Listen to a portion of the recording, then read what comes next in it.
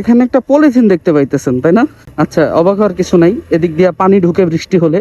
আর মোটামুটি দেখতে পাচ্ছেন যে এখন হুটহাট মানে ওয়েদার চেঞ্জ হয়ে যায়, সেফটি থাকা ভালো, এই হচ্ছে কথা। তো সবার ঈদ কেমন কাটলো সেটা জানিয়ে দিতে পারেন। কুরবানির ঈদ, ত্যাগের মাস, এই দিনে আমরা কে কতটুকু আল্লাহর জন্য ত্যাগ করতে পারি সেটাই হচ্ছে পরীক্ষা। আল্লাহর কাছে আমাদের কুরবানি করা রক্ত মাংস কিছুই পৌঁছায় না, পৌঁছায় শুধু তাকওয়া।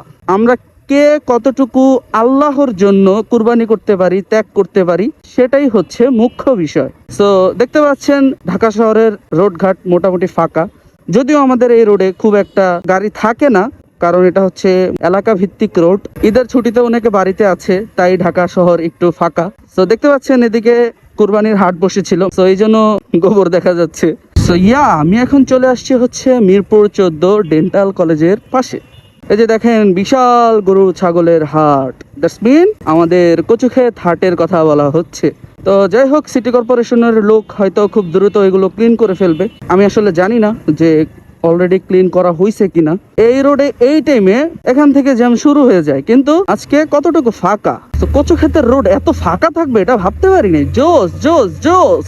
তো এটা হচ্ছে রজনীগন্ধা টাওয়ার, আর এটার পাশেই হাট বসে। এবার ক্রেতার চেয়ে হাটের গরুর পরিমাণই বেশি ছিল যদিও। সো মোটামুটি অলমোস্ট সব হাটের দৃশ্য একই। যাক, আল্লাহ পাক আমাদের সবাইকে কুরবানি দেওয়ার তৌফিক দান করুক। কোন প্রাণীটাকে দিচ্ছি সেটা মুখ্য বিষয় না, যা যতটুকু সামর্থ্য আল্লাহ পাক যেন অন্তরের অন্তঃস্থল থেকে করার তৌফিক দান করেন।